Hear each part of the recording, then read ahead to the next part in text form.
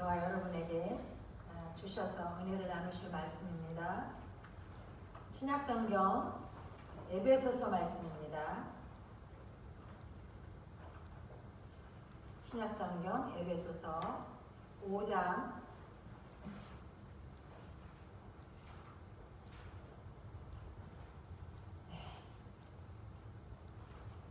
에페시안 5장 에페시안 chapter 5, 15 to 21.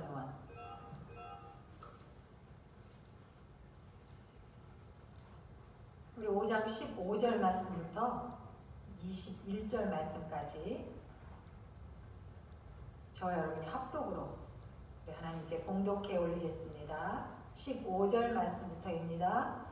그런즉 너희가 어떻게 행할지를 자세히 주의하여 지혜 없는 자같이 하지 말고 오직 지혜 있는 자같이 하여 세월을 아끼라. 때가 악하니라. 그러므로 어리석은 자가 되지 말고 오직 주의 뜻이 무엇인가 이해하라. 술 취하지 말라. 이는 방탕한 것이니 오직 성령으로 충만함을 받으라. 시와 찬송과 신령한 노래들로 서로 화답하며 너희의 마음으로 주께 노래하며 찬송하며 범사의 우리 주 예수 그리스도의 이름으로 항상 아버지 하나님께 감사하며 그리스도를 경외함으로 피차 복종하라. 아멘. 잠시 기도하십니다. 살아계신 아버지 하나님, 오늘도 주님의 사랑하시는 백성들, 이 도보은혜교회 성도들 하나님을 예배하며 우리에게 뭐라 말씀하시는지 우리의 시간을 우리 것으로 생각지 않고 주님 전에 모였습니다. 아버지 하나님께서 예비하신 말씀을 받기를 사모합니다. 이 말씀으로 우리가 더욱 참된 그리스도인이 되기를 소망합니다. 하나님께서 찾으시고 영광을 받으시는 그러한 그리스도인이 될 수 있도록 우리를 인도하여 주옵소서. 말씀하여 주옵소서. 주님 성령과 성경 안에서 예수 그리스도 안에서 주의 말씀을 따라가는 저희들이 되게 하여 주옵소서. 감사하옵고 예수님 이름으로 기도드리옵나이다. 아멘. 할렐루야. 감사합니다. 오늘 이 말씀이 오늘 우리 아까 목사님 기도 중에 제가 성령으로 오늘 제가 여러분에게 전해드릴 이 말씀을 그 기도를 하실 때 제가 목사님께서 우리가 이 말세를 만난 우리가 어떻게 살아야 할 것인가 이러한 것을 여러분에게 기도로 교통하시는 것을 보았습니다. 이제 사랑하는 도보은혜교회 여러분께 제가 조금 더 시간이 연장되어서 2월 19일까지 제가 여러분과 함께 예배드리게 되었습니다. 그러나 그 시간 안에 저에게 주신 하나님께서 예수 그리스도를 통해 주신 복음의 그 가장 소중하고도 또 나를 나되게 하신 예수 그리스도 그의 복음을 여러분이 늘 생명의 양식으로 먹는 그 동일한 복음임에도 불구하고 내 마음속에 열망하는 그리스도 앞에서 받은 바 그 복음의 가장 중요한 것을 저는 여러분에게 늘 주고 싶습니다. 누구에게나 주님의 신실한 성도라면 저는 이것을 에베소서 1장에 보면 이 에베시안들에게 편지할 때의 사도 바울이 주 안에서 신실한 성도들에게라는 표현을 씁니다. 주님을 사모하면서 예배하는 자 누구라도 어떤 어린아이라도 또 그리고 이제 본향에 가실 그런 날이 얼마 안 남은 그런 노년의 성도에게라도 누구에게라도 저는 제게 주신 이 소중한 복음을 주고 싶어서 저를 이렇게 인도하신 그분 예수님 그분의 은혜로 이 마음이 제게서 언제나 가득하고 떠나지 않습니다. 제가 이러한 마음으로 여러분을 만나게 된 것도 다 하나님의 은혜요 작정하신 일인 줄로 믿습니다. 아멘.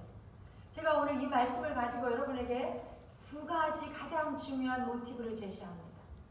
하나는 정말 말세를 만난 우리 신실하고 정말 주님을 경외하고자 애쓰는 여러분, 저와 여러분이 어떻게 자세히 주의해서 이 시간 속에서 살아갈 것인가, 이것 하나와 또 하나, 제가 이제 기회를 보면서 언제 내가 예배자로 주님이 원하시고 주님이 찾으시는 그러한 예배에 대해서 내게 주신 이 복음을, 그리고 찬양의 직무를 오랫동안 감당하면서 성령께서 저에게 깨닫게 해주신 이 모든 하나님을, 우리가 하나님의 성호를 찬양하는 세상이 하지 않는 이 아름다운 일을 가진 이 교회에 내가 이것을, 이 메시지를 언제 어떻게, 특히 찬양하시는 우리 목사님과 아드님들과 우리 권사님, 안수 집사님, 찬양으로 회중을 인도하시고 하나님의 성호를 올려드리는, 특히 그러한 성도, 그리고 그러한 직분을 맡으신 분들, 그러한 분들에게 제 마음속에서 꼭 같이 나누어야 할, 그것이 오늘 두 번째 모티브입니다. 여러분, 이 두 가지를 이 말씀 속에서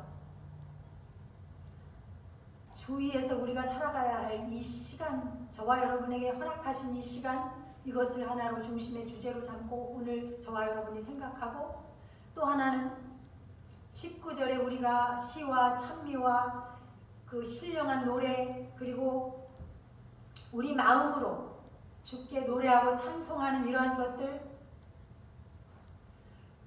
우리가 그냥 쉽게 생각하였던 이 말씀에 대해서, 사도가, 예수님을 만난 사도가 우리의 삶과 예배를 어떻게 권면하고 있는지 이 시간 살펴보기를 원하는 것입니다.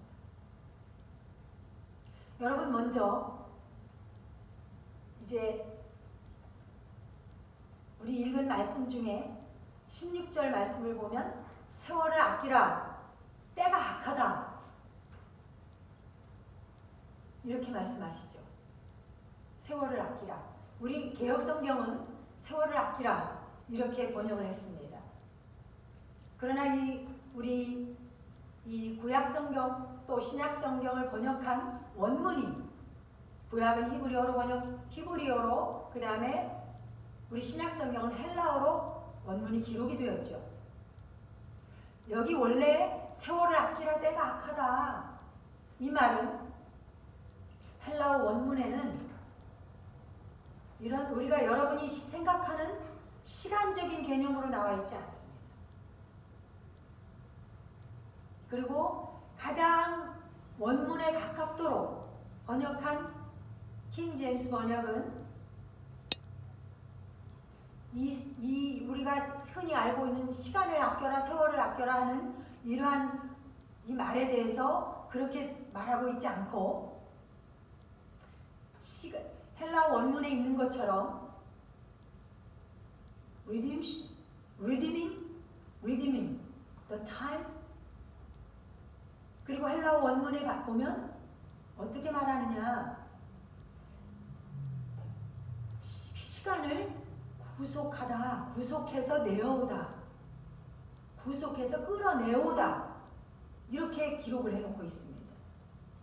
우리가 이것을 자세히 주의하여 보면 이제 여기서 말하는, 성경에서 말하는 여러분 시간 개념을 저와 여러분이, 이제는 성도된 여러분은 달리해야 합니다. 왜 그러냐면, 여러분 시간이라는 개념은 애초에 하나님께서 창조하실 때 창조의 틀 속에서, 하나님이 가지고 계신 창조의 틀 속에서 인간을 위해서 시간을 함께 만드셨습니다.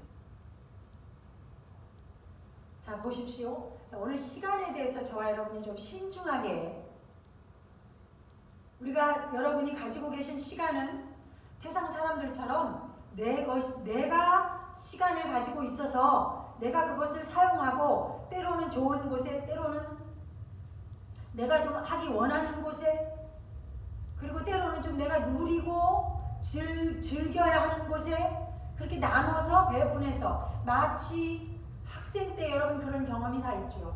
동그라미 표를 그려서 이렇게 부채살처럼 시간을 배분하고, 요때 일어나서 기상, 요때는 뭘 하고, 그 다음에 뭘 하고, 아마 방학 때 이런 시간표를 그려서 해보신 경험이 다 있으실 겁니다. 여러분, 사람들이 생각하는 시간 개념은 이렇게 시간이 자기 것이라서 내가 나눠서 내가 적절하게 사용하는 것, 그것을 시간이라고 생각하실 것입니다. 그러나 하나님의 시간 개념과 성도의 시간 개념은 그렇지 않습니다. 자, 그러면 이 시간을 설명드리기 위해서, 자, 여러분, 시간을, 우리가 사용하는 시간을 어떻게 지금 우리가 나누고 사용하고 있습니까? B씨와 A로 나누는 이 시간은요, 자, B씨는 우리가 나눠진 기점에서, 예수님을 기점으로 해서 나눠진 그 시점에서 B씨는 갈수록 많아집니다. 뒤로 갈수록 그 시간의 양이 쌓여갑니다. 뒤로. 그런데 예수님을 기점으로 한 AD는 그 시점부터 앞으로 쌓여갑니다. 앞으로. 여러분, 이것을 다 아시잖아요. 예수님을 기점으로 왜 그렇게 되었는가, 이 시간적인 것에 대해서 더 자세한 이해는 조금 이제 학문적인 설명이 필요합니다. 그러나 여기서 제가 그것을 다루려고 이 설교를 하는 것은 아닙니다. 자, 앞으로 이제 예수님을 그 기점으로 한 것은 536년 정도 5세기경에 디오니시우스라는 사람이 그렇게 교황의 명을 받아서 그렇게 시작을 했지만, 자, 그것에 대해서는 이제 여기서 논하지 않습니다. 그런데 앞으로 나아가는, 앞으로 이제 쌓여서 점점점 나아가는 이 시간 개념은, 여러분, 예수님이 성경에서 창조에서부터 시작되었던, 같이 계셨던 예수님, 그분이 우리에게 오실 때 때가 찼고 때가 참에 그분이 오셨고, 그 다음에 예수님은 때가 찼고, 구약에서 여러 번 말씀하신 그것들이 이루어질 때 예수님 시대에 와서 그 때를 얘기합니다. 때. 하나님의 시간 속에서 그 때가, 하나님이 사용하시는 그 때가 우리 성도들이 알아야 할 때입니다. 예수님은 때가 차서 오셨습니다. 그리고 예수님 기점으로 해서 앞으로 달려가는 시간. 자, 여러분, 시간을 여러분이 잡고 싶다 그래서, 가지고 싶다 그래서, 더 누리고 싶다 그래서 시간이 여러분에게 남아 있어 주지 않습니다. 그리고 앞에 있는 것을 미리 당겨서 쓸 수도 없습니다.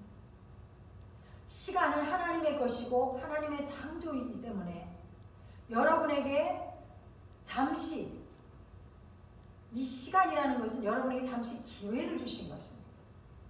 그래서 헬라어 성경은 시간을 구속해서 내어온다는 뜻으로 세월을 아끼라, 이런 표현을 했습니다.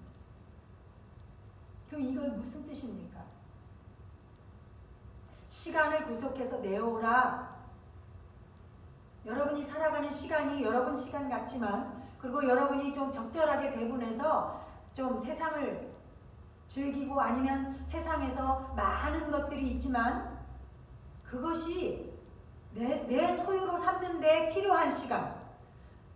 여러분, 예를 들면 일을 해서, 그리고 열심히 수업을 해서 어떤 디그리를 따고 어떤 성취를 하고 라이센스를 얻고, 이렇게 해서 여러분이 성공한 것 같이 그렇게 사용하는 것, 그리고 열심히 뭔가를 해서 여러분이 성취하고, 그렇게 시간이 그렇게 그런 것에 필요하고, 그런 것으로 사용하도록 하나님이 해주셨다고 생각하시면 그것은 일반 사람들이, 성도 아닌 일반 사람들이 생각하는 시간 개념입니다.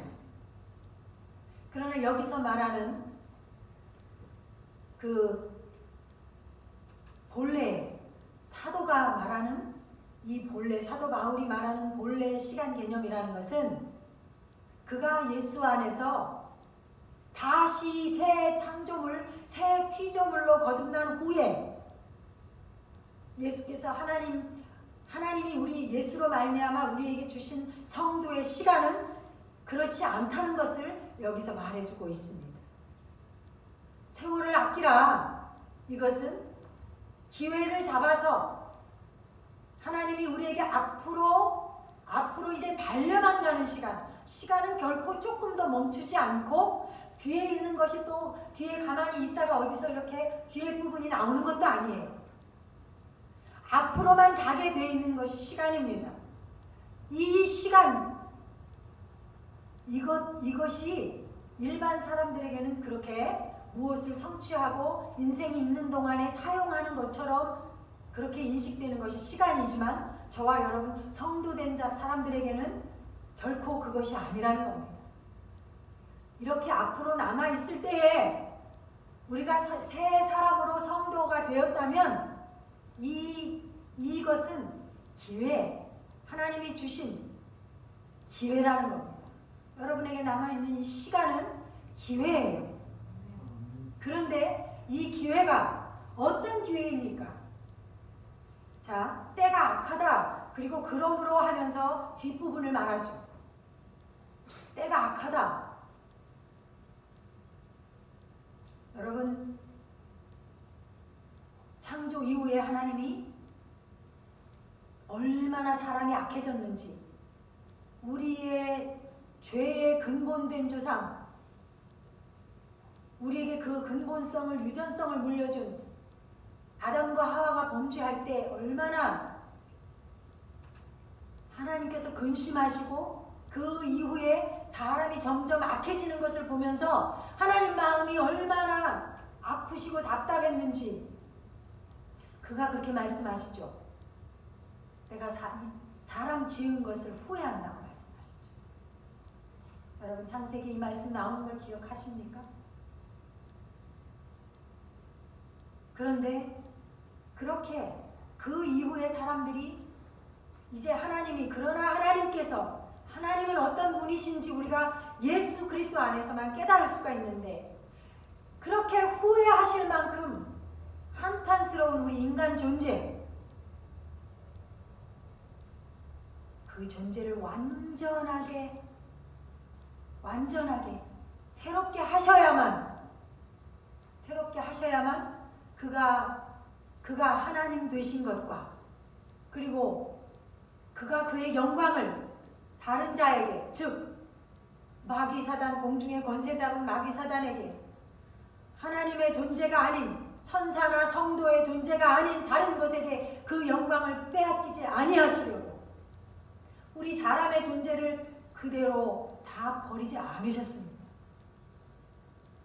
여러분 이거 우리가 매일 깨닫고 아시고 예배드리십니다. 그런데 그것이 예수 그리스도 안에서만 가능합니다. 이것이 왜 예수 그리스도를 죽게 하셔야 했고 그리고 저와 여러분을 어떤 존재인데 어떤 존재로 바꿔서 이제는 사람들이 가지고 있는 그런 시간이 아니라 기회를 잡을 수 있는 성도는 언제든지 하나님이 쓰시고자 하시는 대로 기회의 사람이 되셔야 합니다. 그게 무엇입니까? 여러분 여기 기회를 잡는다는 이 세월을 아낀다는 그 참된 의미의 기회를 잡는다는 뜻은요. 여러분의 성도된 예배, 성도가 드리는 예배 그리고 여러분의 삶을 다 포괄적으로 포함합니다. 어떤 것 하나 조금도 세상에 내어주는 것이 아니라 다 모두 다 전부 여러분 자신의 몸과 마음을 전부 다 포함해서 기회를 잡는 거룩한 도구. 그러면 더 자세히 말씀드리죠. 이 기회를 잡는 데 있어서 성도는 소극적이고 적극적이라야 합니다. 소극적인 것, 적극적인 것을 다 사용해야 합니다. 그럼 소극적인 것이 무엇입니까? 소극적인 것은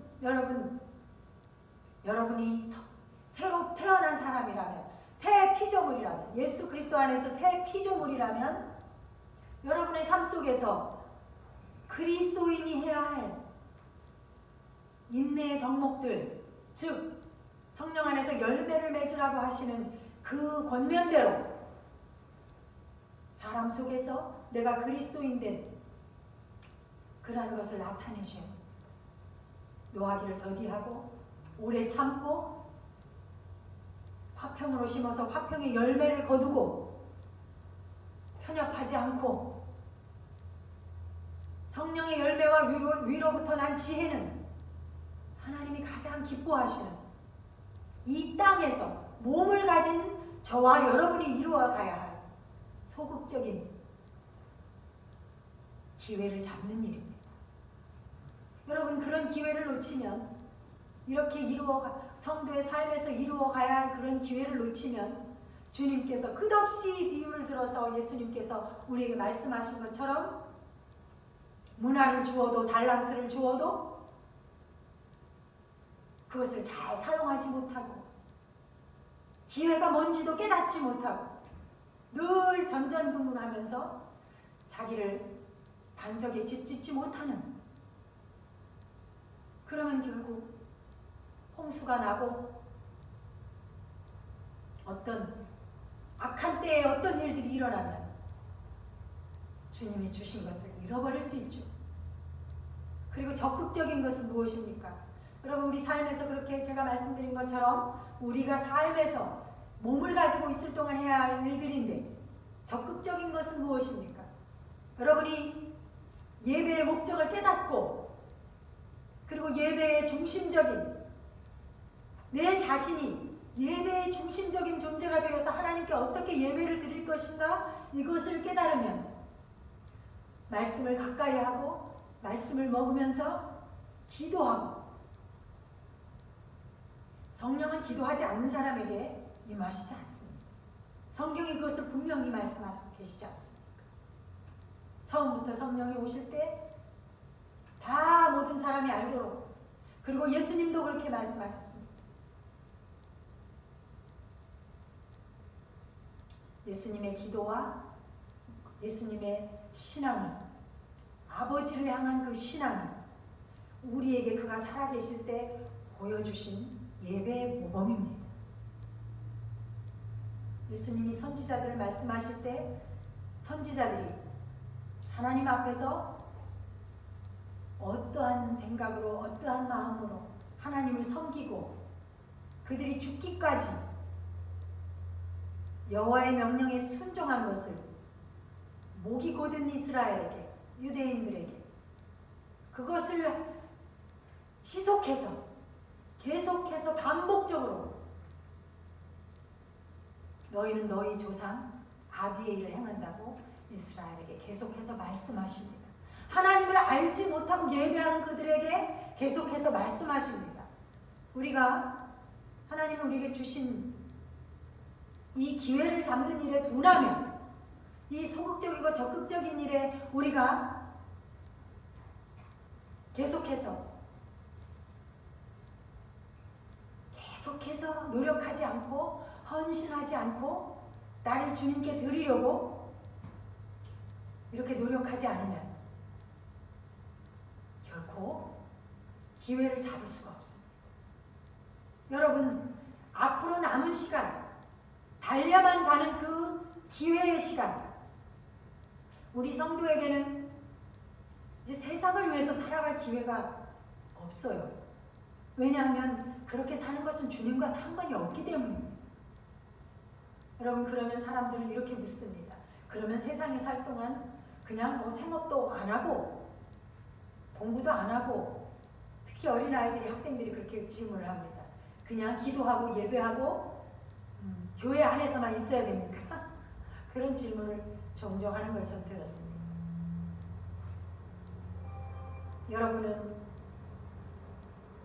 여러분은 이미 성숙한 믿음으로 주님을 따라가시는 줄 믿습니다. 그래서 이같이 어린아이 같은 그런 유치한 질문에 제가 답을 드리지 않아도 성경을 통해서 여러분은 이미 깨닫고 계시고 그것을 따라가기 위해서 준비하고 계신 줄 믿습니다. 그런데 여러분 오늘 이 기회를 구속해서 내온다. 이 말에 조금 더 주의하셔서 이렇게 뒤에 설명하고 있는 것처럼 그러므로 때가 악한데 그 창조 이후부터 쫓겨난 이후부터 점점 악하여져 가는 그래서 도저히 선지자나 신실한 사람들에게서 들은 바로는 도저히 돌이키지 않는 이 인류에게 오직 피로 값을 주고 치르고서야 모든 인류에게 보편적으로 주어주신 이 구속의 은혜를 저와 여러분 살아가는 이 시간 앞으로 남은 기회 이 중에서 그 하나님이 주신 이 대속의 원리가 여러분에게 깊이 더 깨달아지시고 그거 이외에는 그 대속의 원리 이외에는 이 세상에 있는 것 저와 여러분이 살아가는 동안에 다른 아무것도 그것보다 더 값어치 있는 것은 없다는 것을 여러분 늘 마음속에 가지고 계시면 이 기회를 사는 일에 대해서 그렇게 이상한 일이 아니고 그렇게 이상하게 여겨지지 않을 것입니다. 기회를 사는 것 이제 저와 여러분에게 남은 시간 이것이 계속해서 주님이 저와 여러분에게 악한 것에 악한 시간 악한 이 현상 우리가 여기 몸담고 있는 이 악한 상황 이런 속에서 저와 여러분이 주님의 교회된 여러분이 어떻게 주의할 것을 항상 자세히 생각하셔야 합니다. 그러므로 이렇게 하라. 여러분 술 취하지 않는다는 것은 술을 많이 먹어서 살이 분별 못할 정도로 비틀거릴 정도로 그렇게 술 취하지 말라 이렇게 오해하시면 안 됩니다. 예수님이 음욕을 품는 자마다 음행을 했다고 단정하시죠. 여러분 술 취하지 말라는 것은 그와 같이 세상 정욕의 기쁨으로 나를 만족시키고자 하는 어떤 재료라도 가까이 하지 말라는 뜻입니다. 술이 종류가 독주 먹고 술 취하지 말라 이런 뜻이 아닙니다. 다른 부분에 있어서도 마찬가지입니다. 여러분 악한 것은 그 모양이라도 흉내내셔서는 안 됩니다. 여러분 자녀에게 기회를 잡도록 여러분이 먼저 이 시간 개념을 정확히 하시고 기회를 잡으셔서 여러분 자녀에게 그리고 아직도 그리스도인이면서 아직도 하나님을 온전히 예배하는 일에 미성숙한 그런 여러분의 이웃과 권속들에게 여러분이 먼저 기회를 잡은 자처럼 기회를 잡은 성도처럼 역동적인 예배를 드려야 하지 않겠습니까? 주님을 예배할 때 여러분 안에 막 끓어오르는 역동성이 있어야 하지 않습니까? 내 자녀가 뜨거운 예배자가 아니고 내 자녀가 하나님 말씀을 잘 먹지 못하고 혹은 혼미한 가운데 온전한 예배자로 서지 못하고 그렇게 있는데도 저와 여러분의 마음이 뜨겁게 하나님께 울부짖고 기도하면서 그것을 열망하지 않는다면 여러분 그 책임을 하나님 하나님은 반드시 찾으십니다. 주신 자에게, 먼저 주신 자에게 찾으십니다. 그것이 성경입니다. 자, 오늘 우리는 여러분이 기회를 잡는다는 것, 이제는 성도에게 그냥 시간을, 자는 시간, 먹는 시간 이런 걸 구별해서 우리가 사용하는 것이 시간이 아니라 이제 성도에게는 이 모든 살아있는 날들이 기회라는 걸 잊지 마시기 바랍니다. 그런데 그 기회는 지나간 시간이 그러했듯이 그 기회는 기다려주지 않습니다. 언제 그 기회가 언제 마감될지 그건 아무도 몰라요. 언제 마감될지. 여러분, 누가 저와 여러분에게 이렇게 주어진 기회가, 쉽게 말하면 이 시간이 저와 여러분에게서 언제 마감될지 그 누가 알겠습니까? 오직 하나님만이 아시죠. 하나님이 저와 여러분에게 주신 기회를 잡으셔야 합니다. 아까 소극적인 것과 적극적인 것을 통해서 계속해서 잡도록 기도하셔야 합니다. 계속해서 잡도록 이 기회가 저와 여러분에게 주신 거듭난 자에게, 거듭나려고 애쓰고 몸부림치는 자에게 주신 기회인 줄 믿으시기 바랍니다. 여러분, 그래서 우리가 날마다 교회에 모여서 예배를 드리고 하나님이 우리에게 주셨던 말씀이 다시 여러분 속에서 계속해서 반추되도록 목사님은 인도하시고 계속 그것을 다시 먹도록 성령께서 여러분을 도우시는데, 예배, 온전한 예배로 하나님 앞에 나오고 기도로 주님께 구해야 그렇게 되도록 인도하신다는 사실을 믿으시기 바랍니다. 그리고 또 하나, 우리가 이제 시간은 충분하지 않지만 저는 오늘 찬양하시는 여러분께, 그리고 예배로 하나님 앞에 나와서 함께 주님을 높여드리고 주님께 기도하면서 우리가 하나님 백성 된 것으로 모인 모든 무리가 어떻게 예배해야 하는지, 예배에 대해서 잠시 나눕니다.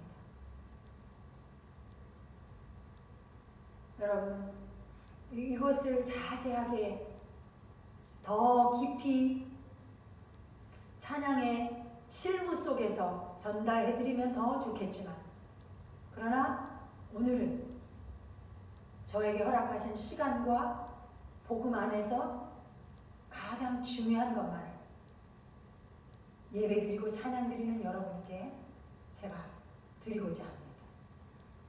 자, 여러분, 찬양도 예수님을 본받으셔야 합니다.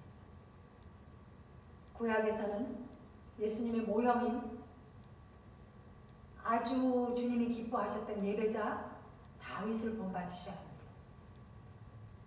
자, 다윗과 예수 그리스도, 여러분이 주님을 찬양할 때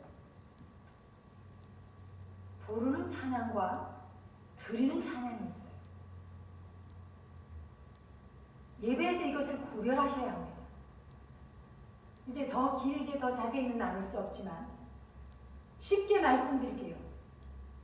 드리는 찬양은 우리가 모든 여기 시와 찬미와 신령한 노래들은 성도의 육체를 가진 성도 안에서 하나님을 향한, 하나님이 주신 이 기회 속에서 모든 성도들이 들은 바 이 복음과 그리고 하나님의 명령하신 모든 것들을 생각하면서 하나님이 우리에게 행하신 모든 것, 기이하고 놀라운 가장 중요한 구원의 복음으로부터 그가 우리에게 주시는 어떤 법도, 이런 것들을 성도 상호간에 항상 그분을 찬양하는 말로, 다윗이 그렇게 했습니다.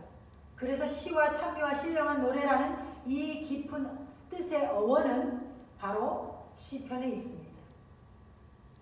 그런데 부르는 찬양과 드리는 찬양에 대해서 교회는 이것을 잘 분별하셔야 합니다. 그리고 이것을 모토로 해서 찬양을 준비하셔야 합니다. 자, 드리는 찬양은 살아계신 하나님, 성삼위 하나님, 성부와 성자와 성령, 오직 우리의 찬양을 받으시는, 우리의 예배를 받으시는 분은 유일하신 참 하나님이십니다. 그리고 우리의 찬양도 그분의 성호를 찬양하고 그분의 하신 일을 찬양하고 궁극적으로는 하나님의 구원을 찬양합니다. 다윗이 이것을 보았습니다. 그래서 그 아들에게 입맞추라. 다윗은 그런 표현을 썼습니다. 그런데 여러분이 드리는 찬양, 시와 찬미와 신령한 노래로 함께 화답하고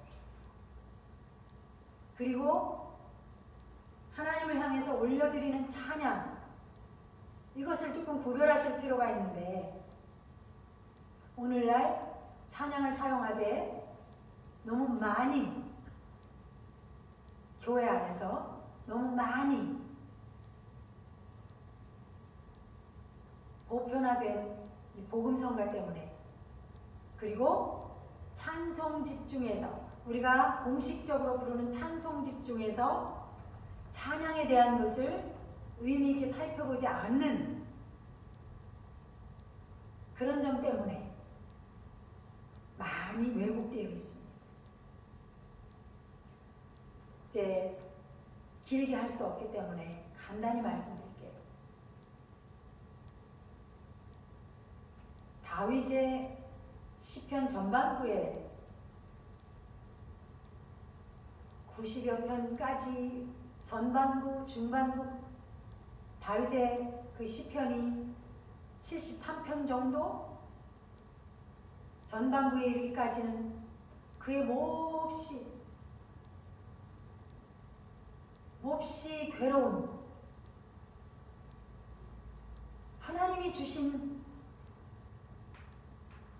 하나님이 이 땅 가운데서 주신 그런 인간에게 허락하신 최고의 자리, 최고의 권위가 있는 다윗이 자기의 몹시 괴로운 그 심정을 토로하면서 하나님을 향하여 많은 것을 내 영혼이 고통 중에 있고 내 영혼이 여호와를 바라고 그리고 그 여호와를 송축하고 절망 가운데서도 여호와를 바라보고 계속 이렇게 다윗은 시로 노래합니다. 그리고 중반부에 찬양대장이었던 아삽, 그 아삽은 더 성숙한 노래로 하나님께 영광을 돌립니다. 여러분, 구약시대에 그때 다윗이 아삽을 찬양대장으로 세우고 수많은 성도들이 하나님께 영광을 올려드리게 했을 때에 찬양대원들이 몇 명이나 되었을까요? 여러분 혹시 그거에 대해 생각해 보셨습니까? 그때 하나님께 찬양드리던 아삽의 찬양대원 288명이더라고요. 자, 그런데요, 다윗이 그런 고통 중에 계속해서 하나님을 배웠고 주의 음성을 들으면서 그의 마음이 성숙해져 갑니다. 그 아들 예수 그리스도 하나님이 구원에 이르도록 하게 하시려고 작정하신 하나님의 뜻을 다윗이 점점 깨닫고 이제 후반부로 갑니다. 후반부에 가서 비로소 시편 104편 이후로 하나님께 드리는 찬양이 있습니다. 그가 시로 노래하면서 젊을 때부터 다윗이 여러 가지 악기를 사용했죠. 시편 104편 이후로부터 106편, 그리고 건너뛰어 111편, 13편, 14편, 후반부에 끝나기까지 100 건너뛰고, 그래서 146편, 7편, 8편, 9편, 150편 후반부에 끝날 때까지 다윗은 하나님을 찬양하는데, 저와 여러분이 가장 하나님께 영광 돌려드리는 언어를 쓰실 때 우리 다 할렐루야 하지 않습니까? 우리가 주님 다윗이 본 주님, 그가 최초로 구약에서 이 할렐루야, 이제 제가 말씀드린 그 시편에 보면 다윗이 비로소 할렐루야를 사용합니다. 할렐루야. 그런데 구약 원문에 이 할렐루야를 사용하는 것은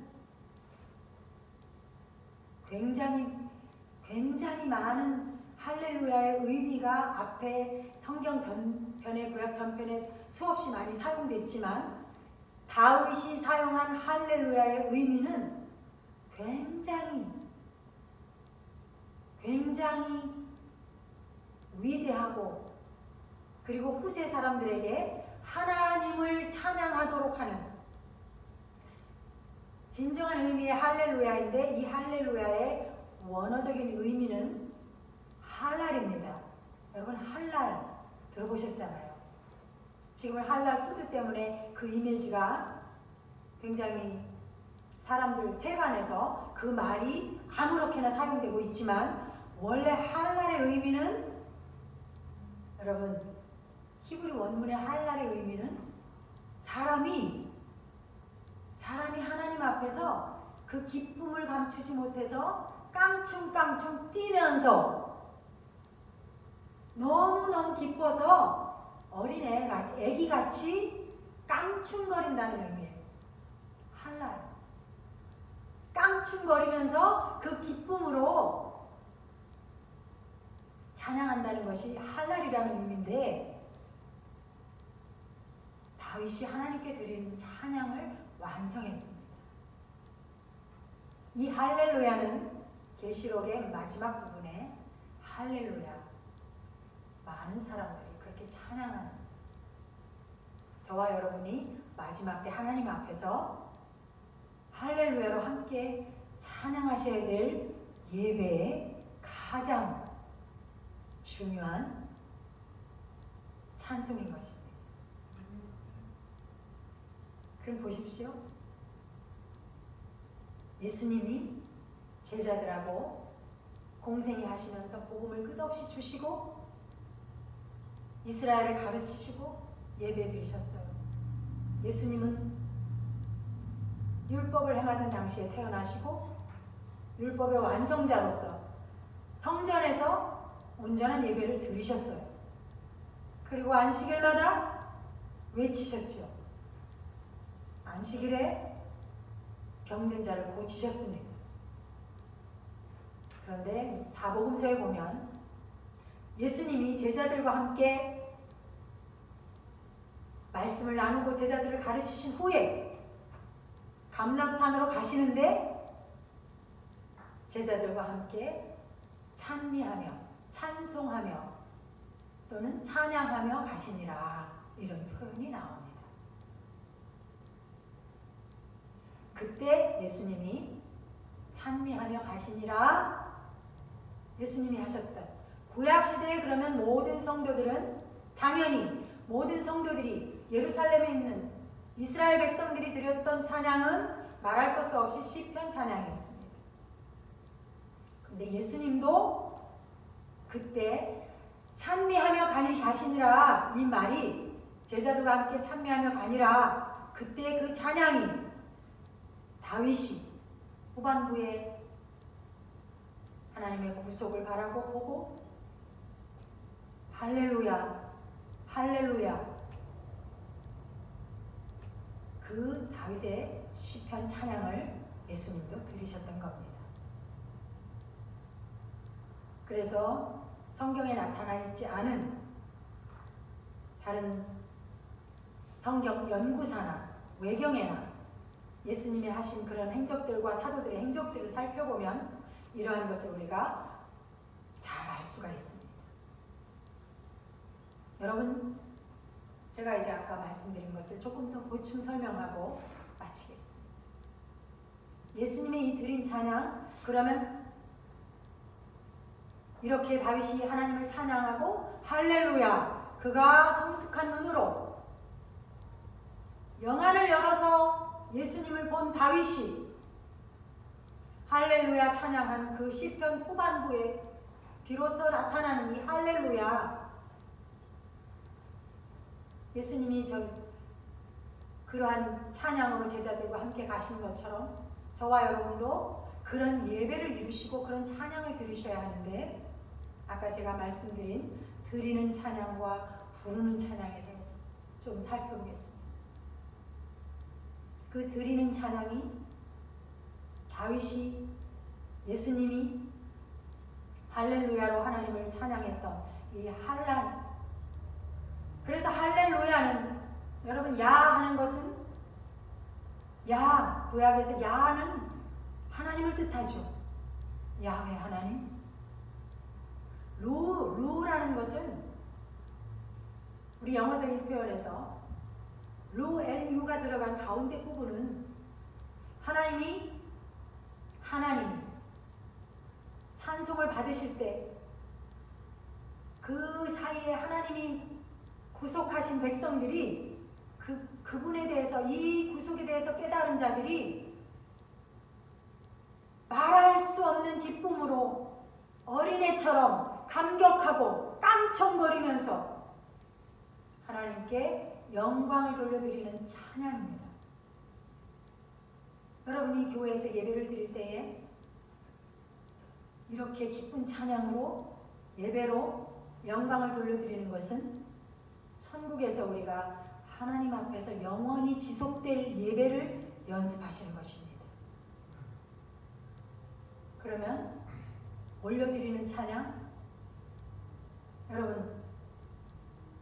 여러분이 공예배에서 부흥회나 어떤 다른 외부의 사람들을 모여서 이벤트를 한다거나 수련회를 한다거나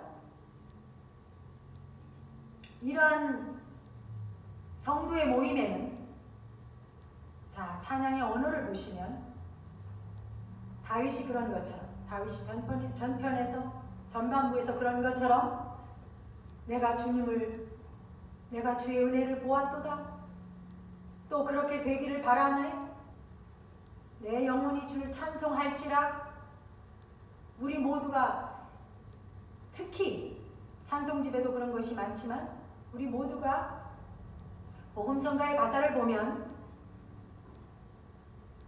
하나님께 올려드리는 것, 찬양 가사는 구원을 중심적으로 해서 하옵소서, 받으소서,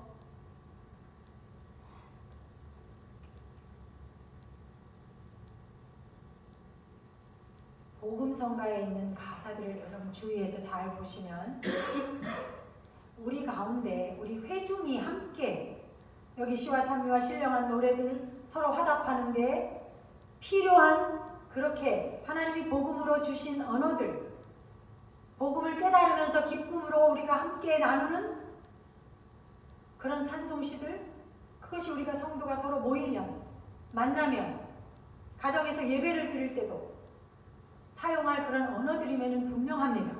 틀림이 없습니다. 그런데 하나님이 받으셔야 할 예배, 그러면 주일 공예배에서 실례를 들어드리면 더 자세히 알아가실 것입니다. 주일 예배를 드리는 공예배, 대예배, 우리가 이렇게 표현을 하죠. 그럴 때 여러분, 성도들과 함께 예배를 드릴 때 외부에서 다른 사람이 올 수도 있습니다. 다른 성도가 들어올 수도 있습니다. 이교도가 들어올 수도 있습니다.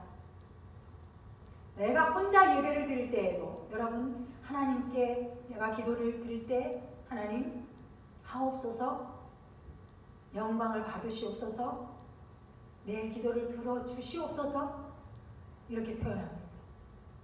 들어주시기를 바라네? 그렇게 하지 않죠. 하나님은 구원자시네? 이렇게 하지 않습니다. 여러분, 정말 공예배에서 다 함께 회중을 리드하고 예배를 드리는 찬양의 언어는 하나님이 받으심직한 그러한 찬양으로 구별되셔야 합니다. 그런데 오후 찬양 예배, 성도들이 함께 찬양으로 하나 되기를, 찬양에 중점을 두어서 하나 되기를 바라고 찬양하는 그런 어떠한 모임일지라도 그런 예배에 있어서는 구별된 복음성가를 사용하실 수가 있습니다. 그런데 이 복음성가, 여러분 정말 음악적인 신실함으로 이것을 작곡했는지, 음악을 깊이 들여다보는 사람이라면 이것까지도 고려해야 합니다. 우리가 자주 부르는 찬양 중에도 그렇게 신실하지 아니한, 그저 신학대학에 다닐 때 아니면 미션 계통의 학교를 다니면서 음악을 좀 공부한 사람들이 그때 자기의 인간적인 감동, 인성적인 감화 이런 것이 잠시 있을 때 기타를 치면서 또 끄적거려서 그렇게 작곡해 놓은 곡들도 많다는 것을 여러분 고려하셔야 합니다. 찬양의 언어가 성경에서 떠나지 않고 위배되지 않았다고 해서 우리가 하나님께 다 올려드리는 찬양으로 간주하셔서는 안 됩니다. 다윗의 찬양이 그것을 우리에게 가르쳐주고 있고 예수님의 예배가 그것을 우리에게 가르쳐주고 있습니다. 그래서 올려드리는 찬양과 부르는 찬양 구별하셔야 하는데, 사실은 이 찬양에 관해서는 굉장히 많은 시간을 여러분과 나누어야 하겠지만, 많은 사람들이 찬양을 무분별하게 교회에서 생각하지 않고 찬양한다는 것이 사실이죠. 하나님께 올려드릴 것은 분명히 깊이 생각하셔서 선곡을 하셔야 합니다. 하나님께 드릴 찬양은 우리가 기도문 드리는 것과 더 하나님이 이 백성을 찬송받으시려고 기회가 있을 때 하나님만 찬송하고, 기회가 있을 때 그의 영광만 나타내고, 기회가 있을 때 예수 그리스도 안에 있는 이 완전한 구속을 여러분이 힘입도록 우리는 그런 예배자가 되셔야 합니다.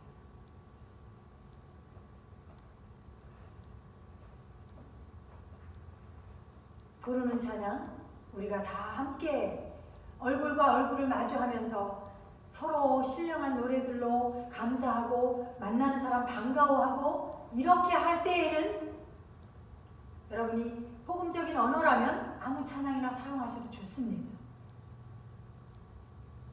그러나 하나님께 올려드리는 예배, 여러분이 잘 고려하시지 않는다면 아마도 누군가 믿음이 적은 자들이 왔을 때, 그리고 이교도가 들어왔을 때 하나님을 향한 우리의 찬양이 그렇게 신중하게 오직 하나님께만 올려드리는, 하나님의 성호를 찬양하는 이러한 것을 보지 못할 수도 있습니다. 이러한 것을 성도들이 느끼지 못할 수도 있습니다. 더 구체적으로는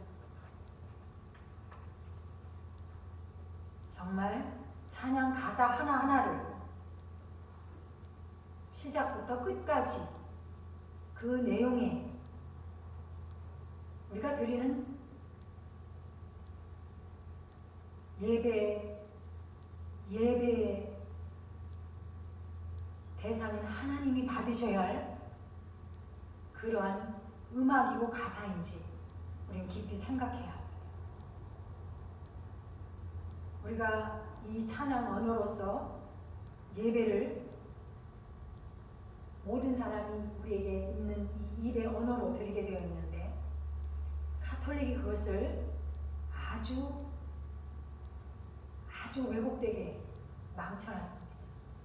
그거 한 가지만 말씀드리면, 다윗은 모든 이 세상에 있는 것들, 여러분 심지어 물소리, 산,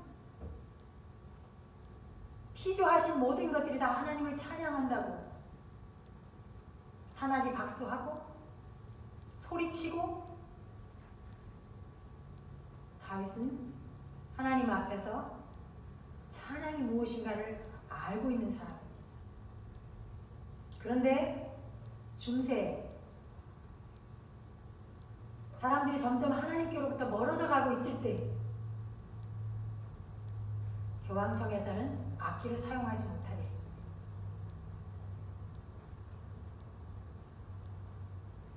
악기를 사용하면 불경건하다. 그리고 자기들이 예배를 드릴 때 미사 음악으로, 사람들이 성경을 가르치지 않던 그들이 미사 음악으로 사람의 목소리만 사용해서 하나님께 영광을 돌려야 한다, 이렇게 주장하고 아주 나이 어린 미소년들을 찬양대원으로 만듭니다. 변성기가 지나지 않은 미소년들, 미성을 가진, 그래서 아무 악기 없이 목소리로만 하나님께 찬양해야 한다, 이렇게 왜곡되게. 그리고 그들이 그때부터 점점 더 하나님의 예배를 우상의 것과 바꾸기 시작합니다. 태양신을 섬기던 로마의 악습관들 다 가톨릭 성당 안에 들여놓게 되죠. 여러분, 그걸 더 가톨릭의 부패상을 깨닫지 못하고 지금 우리가 기회를 잡지 못하는 지금 개혁교회 성도들이 청년들을 빼앗기고 있다는 이 사실에 대해서 마음 아파하지 않는다면 그들은 더 점점 합리적이고 편리한 가톨릭으로 넘어갈 것입니다. 하나님을 진심으로 진정으로 높여드리고 찬양하는 것에 대해서 우리가 알지 못하고 예배드린다면 이런 일은 앞으로 더 많아질 것입니다.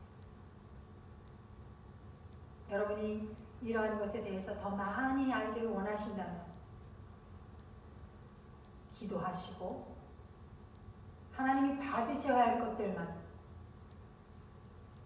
하나님이 받으셔야 할 온전한 예배 찬양만 세우실 수 있도록 구별하시고, 그리고 우리가 성도 상호간에는 언제나 기회가 주어진 이 시간 안에서 하나님을 높여드리고 찬양하고 복음적인 말과 생각과 인사로 여러분이 하나 되셔서 하나님이 받으시는 온전한 예배,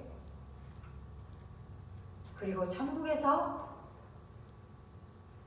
우리가 너무나 이 땅에서 서툴러서 성숙하지 못해서 천국에 가서 준비되지 못하는 그러한 일이 없도록 하나님 기회가 있을 때, 여러분 우리에게 주셨을 때 온 마음을 다해서 기회를 잡으시는 저와 여러분 되시기를 축복하고 간절히 기원합니다. 아멘. 기도하시겠습니다. 살아계신 아버지 하나님, 하나님은 우리를 얼마나 기다리시는지 예수 그리스도 안에서 우리는 그것을 깨달을 수 있습니다. 피로 값을 주고 사셔서 하나님 아버지를 위하여 우리를 들이셨는데 이제 우리는 무엇을 위하여 살아가게, 또 무엇을 위하여 기회를 선용해야 하는지 깨닫게 하시기 원합니다. 우리 예배하는 주의 성도들이 주신 기회를 다른 것과 바꾸지 아니하도록 우리 자신을 먼저 세우며 우리에게 만나게 해주신 자녀와 이웃을 위해서, 권속들을 위해서 사용할 수 있도록 성도 상호 간에 주님이 주시는 온전한 예배의 마음을 허락하여 주옵소서. 감사하오며 살아계신 예수님 이름으로 기도드리옵나이다. 아멘.